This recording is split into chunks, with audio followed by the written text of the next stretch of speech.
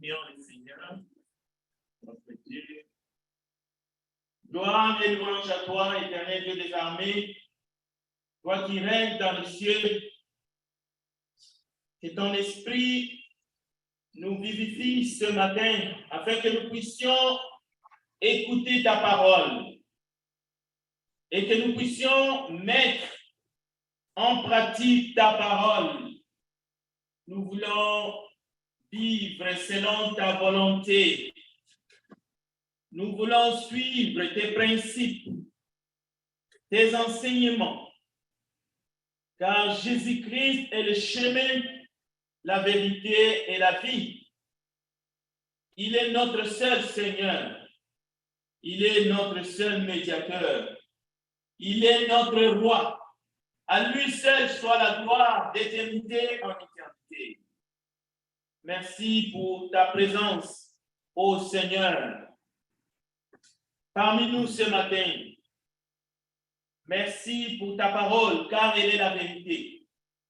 Gloire, louange, majesté, autorité à notre Seigneur Jésus.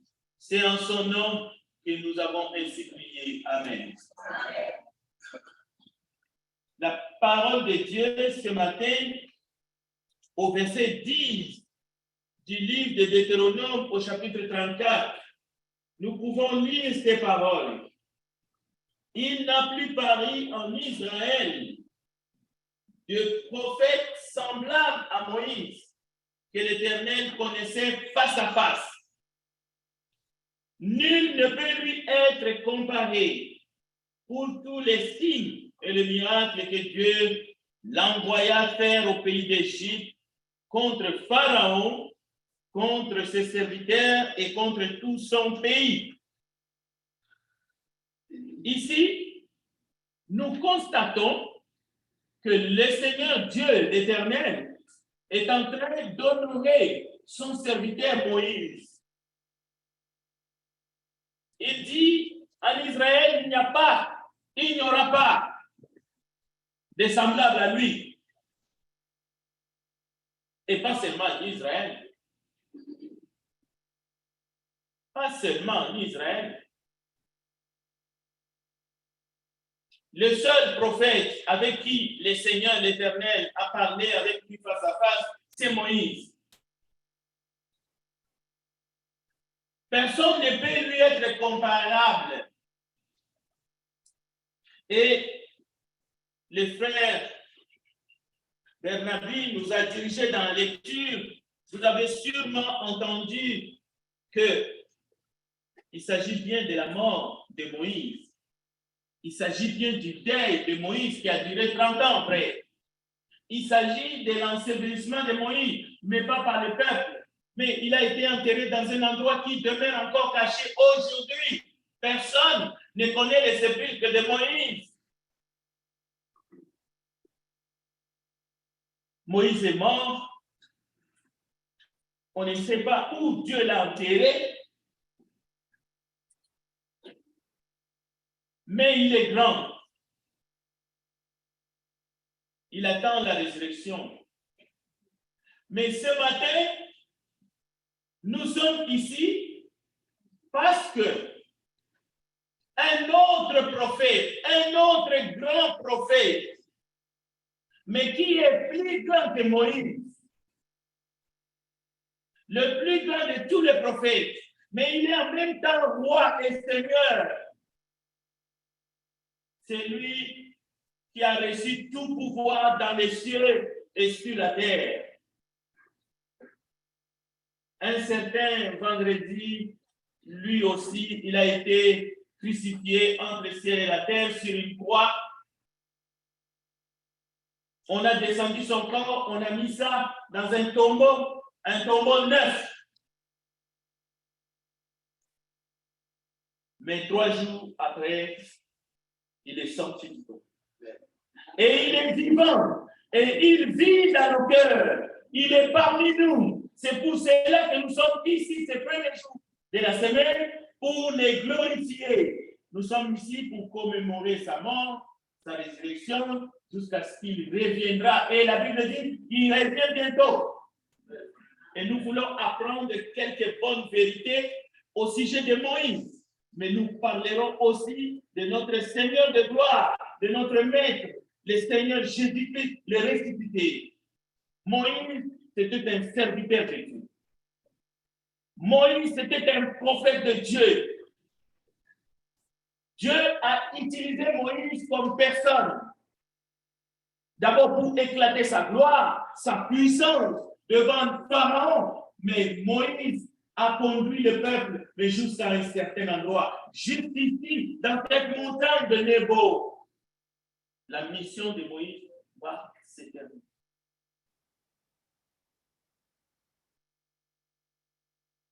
Dieu avait fait une alliance avec son peuple hébreu, les Israélites. Mais c'est à travers Moïse que cette alliance avait été signée. C'est pour cela qu'on appelle cela l'alliance de Sinaï. L'ère mosaïque, Moïse en tête, entre Dieu et les hommes, Moïse était là, il était positionné. Moïse, il a intercédé pour le peuple, il a supplié plusieurs fois l'Éternel de ne pas supprimer ce peuple rebelle.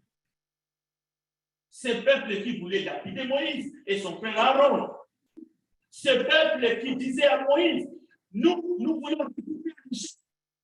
Parce qu'en Égypte, il y a de la viande, il y a des concombres, il y a des ailes, il y a des poireaux. Ici, tu nous as amenés dans le désert, il n'y a même pas de la viande et nous sommes en train de manger la même chose. Moïse va dire au peuple, attendez, je vais aller consulter les peuples. Donc, Moïse était un type de Christ. Le problème, c'est que ce n'est pas parce qu'il est écrit que la loi et les prophètes ont prophétisé jusqu'à Jean que nous ne pouvons pas lire Moïse, retenir les principes de Dieu qui se trouvent dans l'Ancien Testament et dans l'Ancienne Alliance. Nous avons encore ces textes.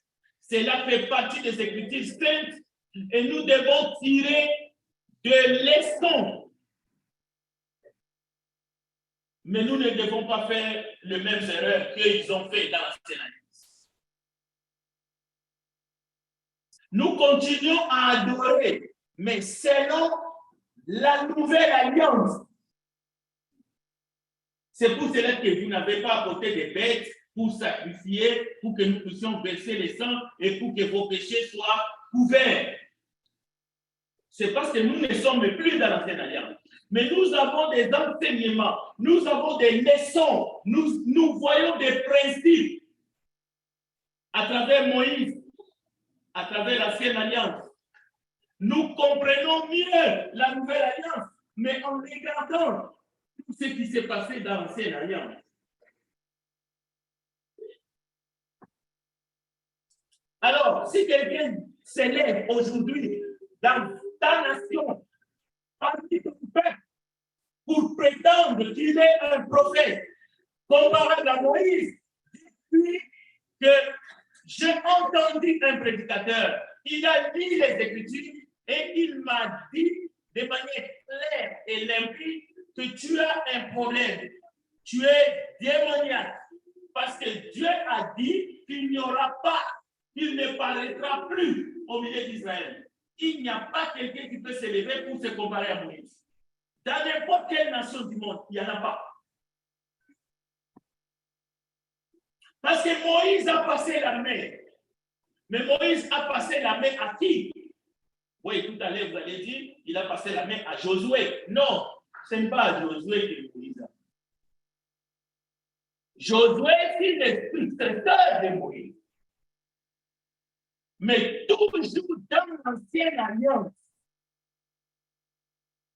la remise reprise, la vraie en esprit, a eu lieu entre Moïse et Jésus-Christ. C'est lui qui nous apporte la nouvelle alliance la vérité et la grâce, ce n'est pas Josué, c'est Jésus-Christ. C'est pour cela, en hébreu, le nom de Jésus-Christ, c'est Yoshua de Nazareth. Il est le Josué, Jésus-Christ. Mais dans la nouvelle alliance, écoutez, vous connaissez seulement ces grands prophètes, Élie, qui a démontré de la puissance jusqu'à arrêter, demander, arrêter la pluie. Plusieurs années après, il va prier et il va prévoir encore. Mais il va tuer plus de 550 prophètes de Baal, Élie.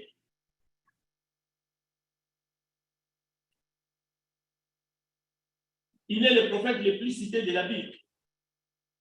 Mais il n'était pas plus grand que Moïse. Mais après Élisée aussi, et après Élie, il va avoir aussi une succession. Mais parlons d'abord de la succession de Moïse. Le texte dit clairement que Josué, qui va succéder à Moïse, était rempli de l'esprit. Pourquoi? Parce que Moïse lui avait imposé les mains. Cela veut dire transmission des ministères. C'est écrit. Mais Josué, il a été choisi pour remplacer Moïse par Dieu.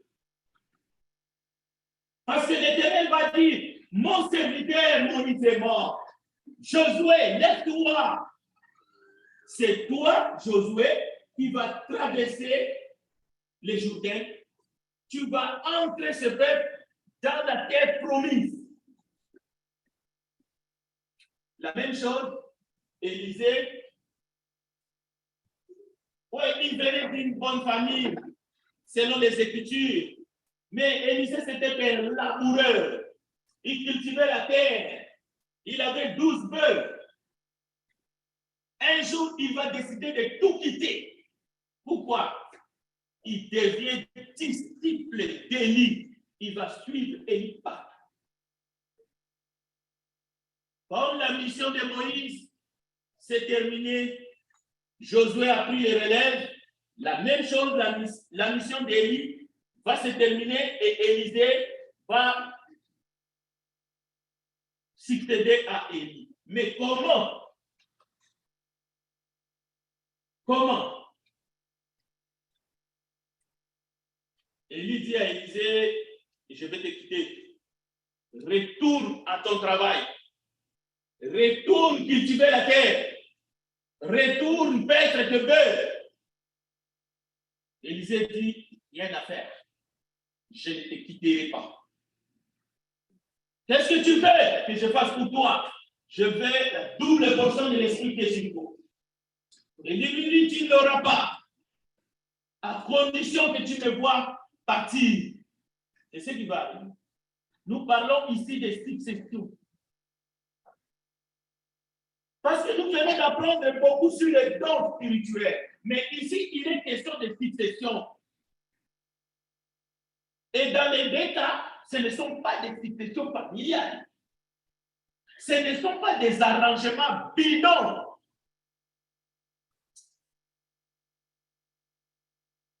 Écoutez, dans l'œuvre de l'Éternel, dans l'œuvre de Dieu, dans ce que Dieu a bâti, on ne fait pas des arrangements.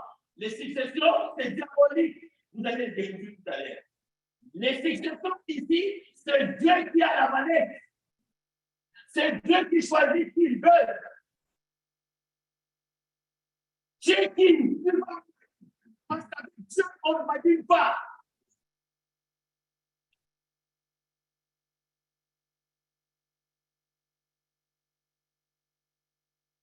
Le prophète informe son jeune disciple, je vais te quitter. Élisée souhaite, parce que Dieu est en train d'agir dans le cœur d'Élisée. Élisée souhaite accompagner son maître. Écoutez bien, c'est un disciple disciple. Il dit, je ne te quitterai pas. Il accompagne son maître jusqu'au terre. Arrivé au bord du joté, et il prend son manteau, il frappe l'eau, il s'écarte pour laisser passer les deux hommes à pied sec.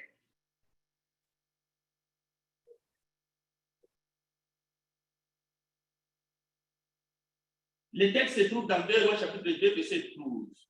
Allez lire les textes et craignez Dieu. Je vous laisse les textes. Écoutez bien ceci. L'héritage prophétique n'existe plus. Cela veut dire, ce que vous voyez, ce qui se passe entre Josué et Moïse, c'est-à-dire Moïse impose de main sur l'ordre de l'Éternel. L'Éternel choisit Josué pour succéder à Moïse. L'héritage prophétique et Josué n'est pas de la famille de Moïse.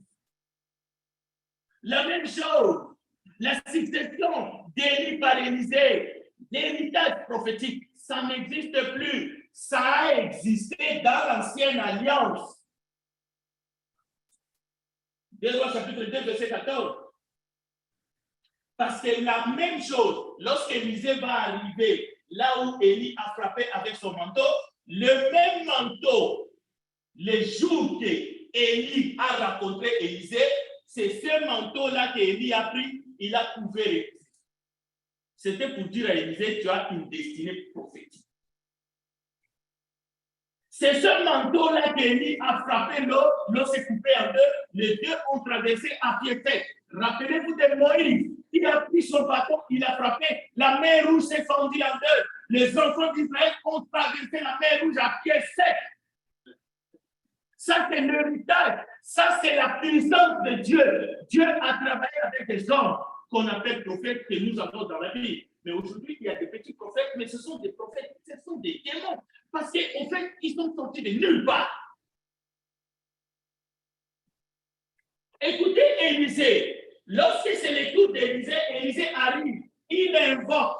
Élisée invoque. Où est donc le Seigneur de Dieu d'Élie? Juste avec cette invocation, l'eau est coupée en deux. Cela veut dire Dieu répond. Dieu répond. Ce n'est pas des miracles, des petits miracles en porte-monnaie magique. Non, ce n'est pas ça. Ça, c'est diabolique.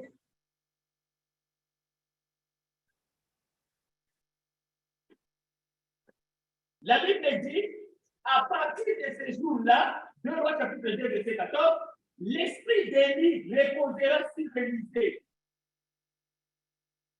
Et cela va continuer. Dans le deuxième livre de Rois, Élisée va décider de se rendre à Bethel.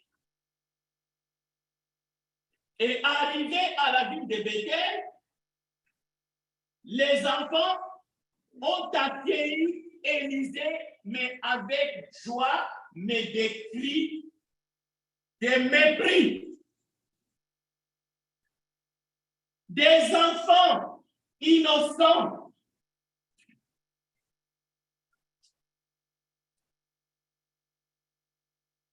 Élisée va se sentir mal. Il va maudire ses enfants. 2 ours vont surgir de la forêt et ces 2 ours vont déchiqueter 42 enfants. 42. Parce qu'Élisée a maudit les enfants. Ceci nous rappelle que dans l'ancienne alliance, les prophètes de Dieu étaient pris au sérieux. Ce n'était pas des blagues.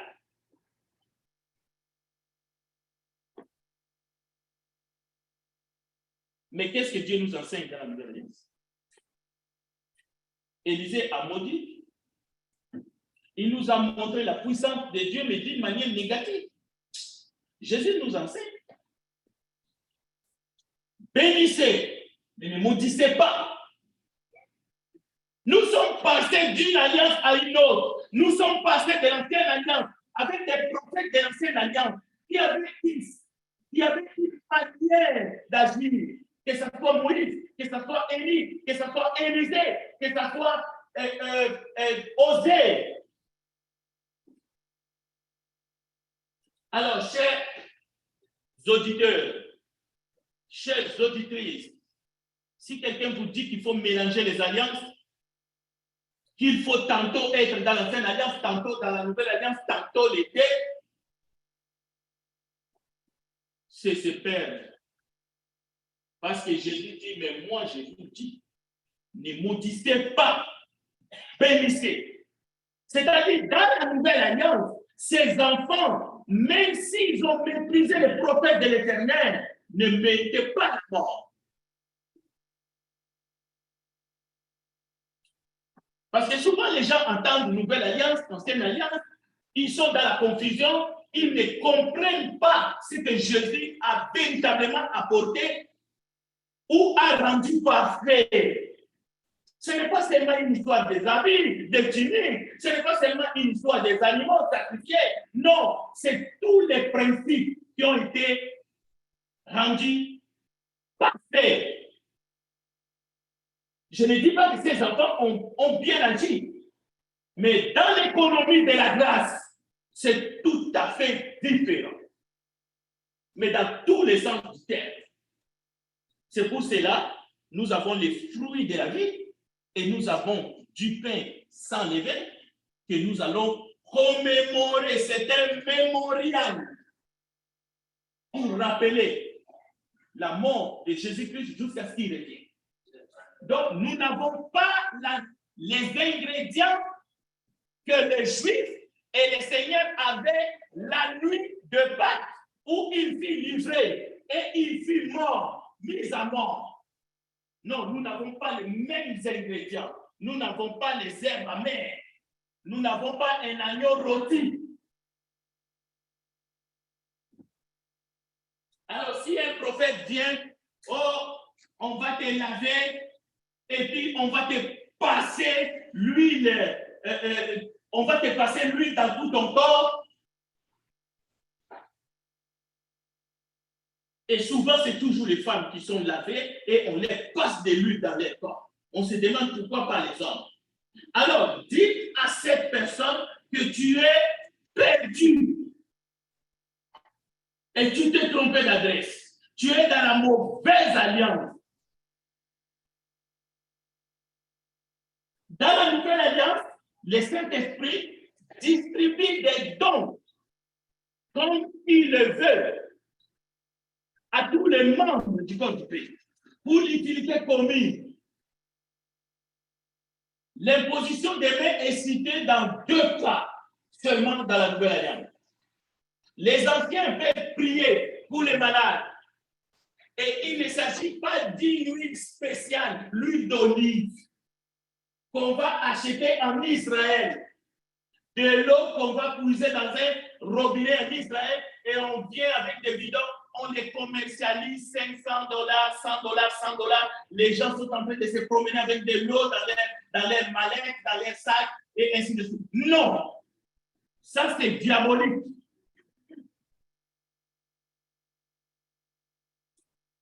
Et nulle part, il faut qu'on te lave. D'abord, c'est quoi cette histoire de laver les gens? Écoutez, les anciens peuvent prier. L'huile dont il est question dans Jacques, c'est un parfum d'une bonne odeur qui est la prière. Et d'ailleurs, si vraiment ces anciens-là veulent pousser la logique jusqu'au bout, je ne sais pas quelle huile vous allez prendre pour essayer de masser les gens. Et d'abord, vous allez les masser où? Vous allez mettre cette huile-là où? Non, chers bien-aimés, nous devons quand même comprendre que nous ne sommes plus. Écoutez, la Bible ne demande pas de mettre de l'huile sur une corne. La corne d'un animal est versée sur quelqu'un pour dire qu'il est consacré. Non, ça c'est une affaire d'une autre alliance. Le roi David, pour devenir roi, oui, c'était lui qui a pris les trônes. Et les rois en Israël. C'est comme ça qu'on est consacré roi. Cette manière de faire, c'est fini. C'est fini. Oui, c'est lui qui a remplacé la reine. Il y a eu des cérémonies qui sont faites, mais ce n'est pas l'Église. Même s'ils ont l'Église à leur propre nom. Mais cette Église-là, nous ne la reconnaissons pas.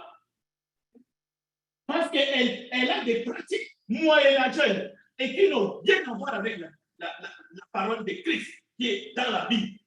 Alors ne dites pas, on a fait ceci, on a fait cela pour les rois. Pourquoi est-ce que pour devenir prêtre ou pour devenir prédicateur, on ne peut pas coucher par terre avec des habits, on vous marche dessus, on vous fait des l'huile, c'est la consécration. Non, la pratique de la consécration, c'est une pratique de l'ancienne alliance, ça n'existe plus. Et on le faisait pour des sacrificateurs. Soit vous êtes dans la nouvelle alliance, soit vous êtes dans les champs. Alors, voici quelques exemples des enseignements de Christ qui n'a rien à voir avec la loi. Mais ça, c'est la loi de Christ. Dénissez ceux qui vous persécutent, dénissez, ne maudissez pas. Il ne faut pas, mes frères, qu'ils la soient ici, de la même bouche sortent la bénédiction et la malédiction. Nous venons de voir ce qu'Élisée a fait. Nous venons de voir. Il avait tout à fait le droit de le faire à ce temps-là, dans cette alliance-là. Et il n'est pas le seul. Qu'est-ce qu'il n'a pas fait? Vous pensez que gorger 500 personnes, même s'ils étaient des prophètes de Baal, c'est la petite bière. Non, ce n'est pas la petite bière. Il sentait l'odeur du sang. Élie, il a versé le sang comme une rivière. Et après cela, il était fatigué, il est parti à la déprime. C'est comme les militaires qui vont au combat, ils vont se battre, ils reviennent très complètement et ils perdent la tête. Parce qu'ils ont tellement vu des morts, ils ont tellement tué, et quand ils reviennent, ils ont des problèmes psychologiques.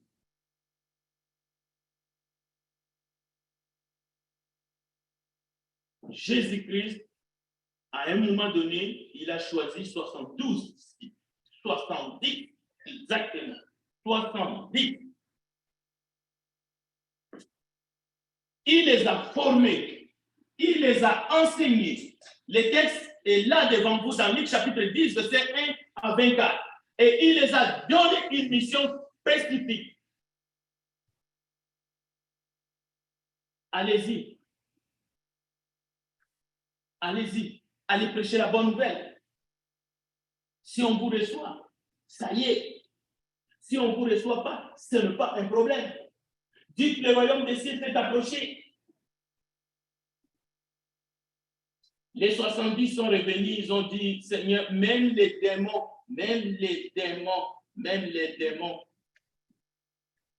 nous sommes soumis.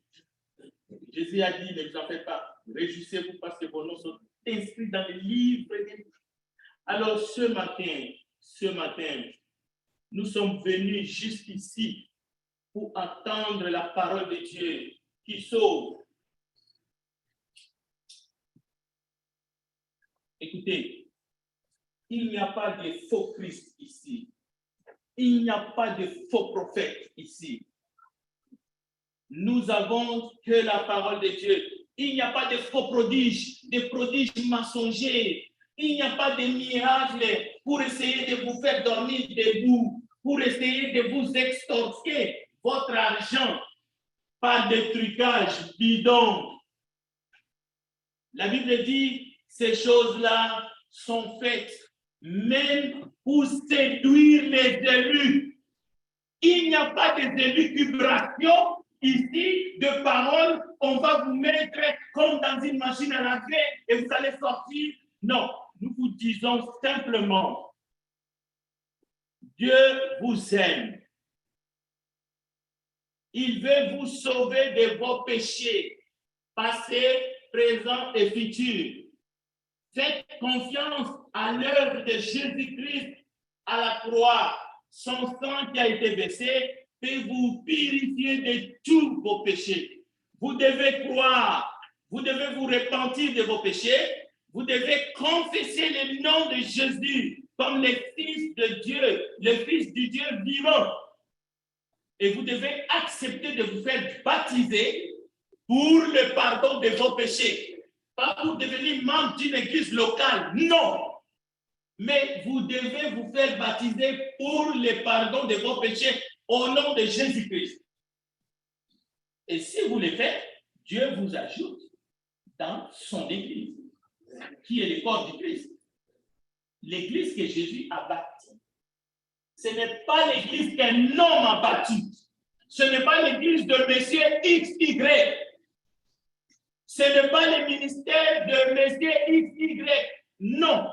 C'est l'église de Jésus-Christ qui porte son nom, qui prêche la parole de Christ.